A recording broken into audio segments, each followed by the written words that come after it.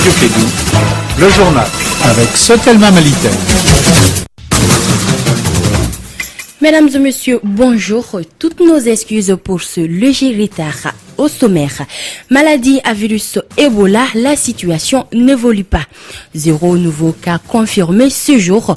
Le nombre de personnes contacts comptabilisées par les services de santé et mises sous surveillance est de 288. À l'Assemblée nationale du Mali, les questions orales prévues ce matin ont été reportées. Les députés ont planché sur l'affaire de l'honorable Bourama Traoré, élu de Kati. Voilà, c'est tout pour les titres de ce journal. Le développement dans un instant avec Fatou Sissi.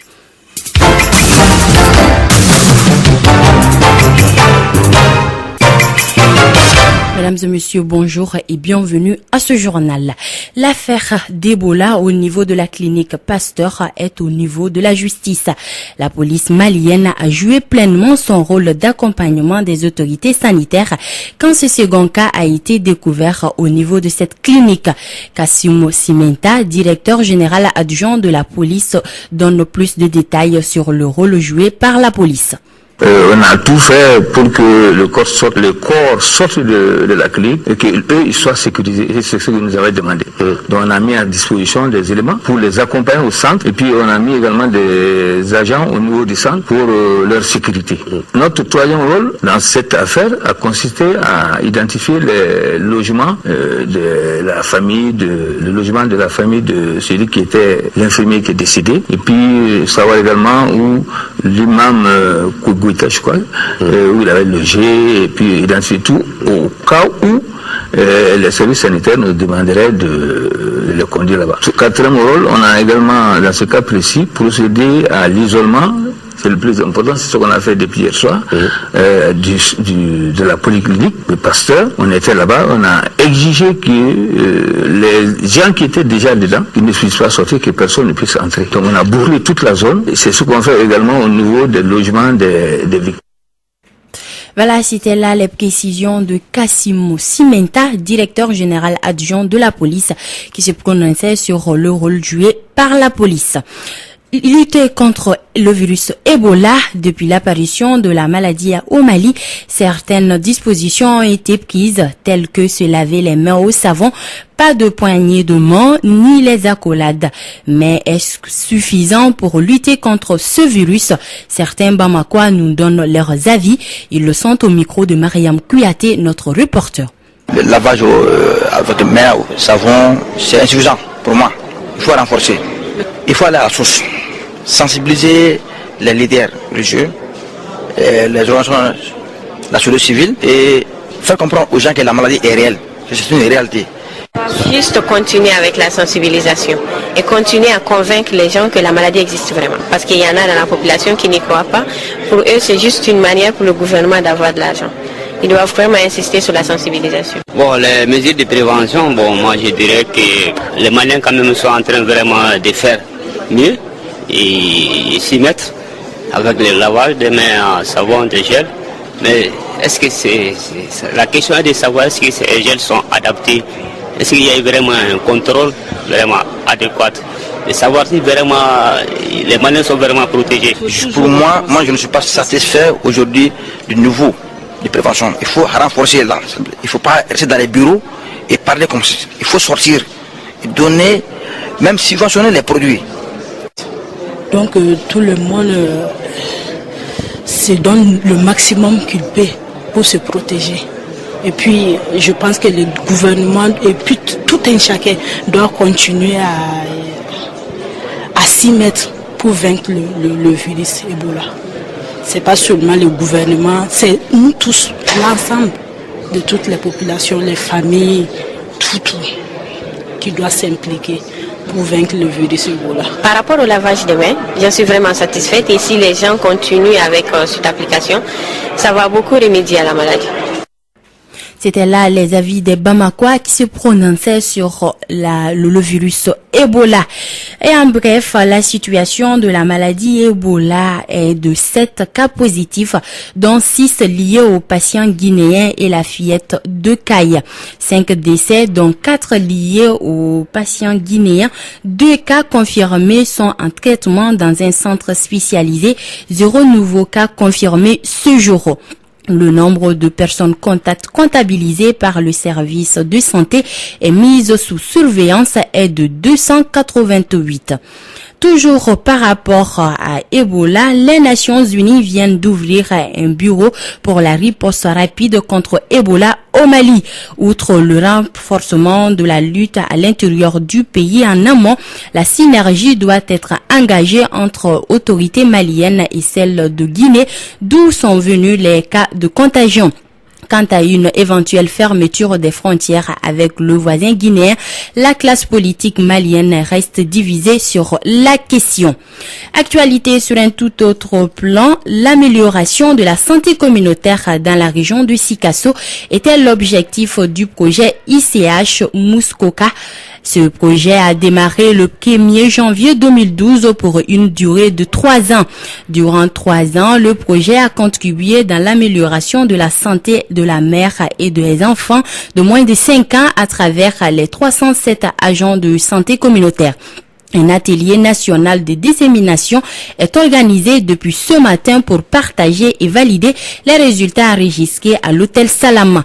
Nous allons écouter le coordinateur du projet, Bamouri Diakité, au micro de Fanta Diakité, notre reporter.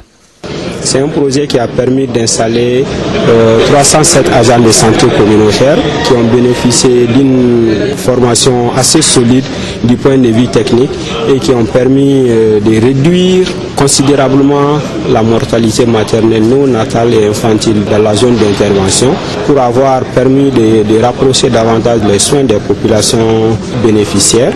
Et concernant la prise en charge des enfants et des femmes, est-ce qu'on peut avoir un peu la statistique? La statistique elle est très déterminante parce qu'à la base on a eu 8%, mais à l'enquête finale on s'est retrouvé avec 21,6%. Nous sommes satisfaits du bilan parce que de long à large il est positif. L'APF, on a fait un taux de réalisation de 21,6%. Pour la consultation, on est passé de 0,24 jusqu'à 40% de taux d'utilisation des services des ASC. Par rapport à l'allaitement maternel, d'un taux très bas, nous sommes à 66%, ce qui est très satisfaisant. On a un pourcentage assez considérable de 18%, nous sommes à plus de 53% d'enfants malades de paludisme qui ont reçu le traitement, et tout comme la diarrhée et les maladies respiratoires. C'était là les précisions du coordinateur du projet ICH, Moussokoka, au micro de Fanta Diakité. À l'Assemblée nationale du Mali, les élus de la nation ont entamé aujourd'hui une séance plénière. Le projet d'ordre du jour prévoit une douzaine de projets et propositions de loi à examiner et un projet de résolution et une création de réseau. Les questions orales prévues ce matin ont été reportées. Les députés ont planché sur l'affaire de l'honorable Bourama Traoré, élu des Kati. Le juge d'instruction qui a eu une altercation avec le juge du tribunal de la première instance de Ouelessebougou le mardi des soirs. L'honorable a passé 2 jours au camp 1 et doit passer aujourd'hui devant la juridiction compétente. Face à la situation, les députés ont fait une résolution exigeant la libération immédiate de l'honorable Bourama Traoré. L'honorable Ousmane Kouyaté, élu de Kolokani, a joint au téléphone par André Traoré. Je vous propose de l'écouter. Nous venons de terminer avec la séance qui a consisté à prendre une résolution. Nous avons voté la résolution en visant l'inclusion de la Constitution du Mali, alinéa 5, pour demander la suspension de la procédure qui vise à poursuivre et à détenir un député élu de la nation au niveau des solutions maliennes. Donc la résolution vise essentiellement à ce que on suspende la procédure pénale contre Bourama Traoré élu à Kati. Est-ce que l'Assemblée veut dire à ce niveau que Broma Tidjane Traoré a raison dans cette affaire? Non, la résolution ne vise pas qui a raison, qui a tort. C'est une prérogative qui est accordée par la Constitution et nous l'avons mis en effet pour qu'on puisse vraiment suspendre la procédure interdite contre lui. Pour la suspension, je pense que tout ce qui peut être envisagé pour que réellement les choses soient réglées de façon légale doit être également encouragé. Pour l'instant, nous avons joué de cette article-là de la Constitution pour demander la suspension et de la procédure. Voilà, c'était là les précisions de Ousmane Kouyaté, élu de Kolokani, joint au téléphone par André Traoré. Et toutes nos excuses pour la qualité de ce son. En bref, pour parler intermalien à Alger, les divergences persistent encore autour des questions politiques et institutionnelles. Lors de la réunion tripartite de lundi, au lieu de présenter à l'équipe de la médiation leurs observations et amendements sur le document de synthèse pour la paix et la réconciliation au Mali, le MNLA et ses alliés de la coordination des mouvements de l'Azawad ont remis sur la table un nouveau document portant sur le fédéralisme.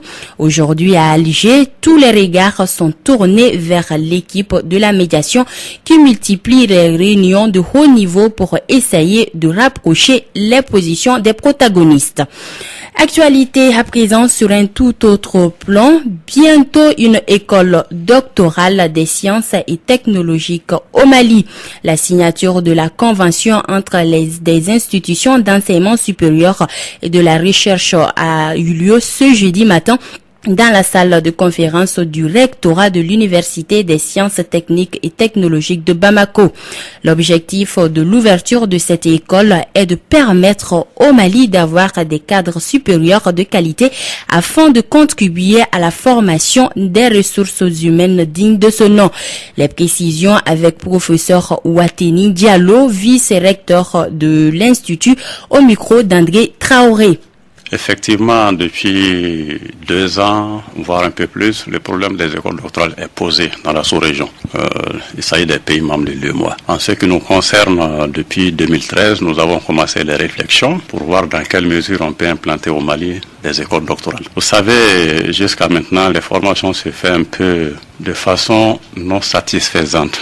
Les gens sont formés pas dans un cadre bien organisé. Je dirais même que c'est de façon cloisonnée. Alors non seulement c'est pas organisé, mais c'est également cloisonné, ce qui peut avoir un impact négatif sur la qualité des produits formés. Alors que l'enseignement supérieur, c'est par définition l'excellence. Donc nous avons réfléchi au niveau de l'USTTB avec d'autres partenaires. Nous sommes au total 16 partenaires. Il s'agit d'universités, il s'agit de grandes écoles, il s'agit de centres de recherche. Donc nous avons décidé d'aller ensemble pour réfléchir, pour mettre en place une école doctorale, qu'on appelle l'école doctorale des sciences et technologies au Mali. C'était là les précisions avec le professeur Ouateni Diallo, vice-recteur de l'Université des sciences techniques et technologiques de Bamako. Et voilà, il est exactement 13h passées de 16 minutes et c'est la fin de cette édition qui vous a été présentée par Fatou Cissé, mise en onde par Fatou Fall. Merci.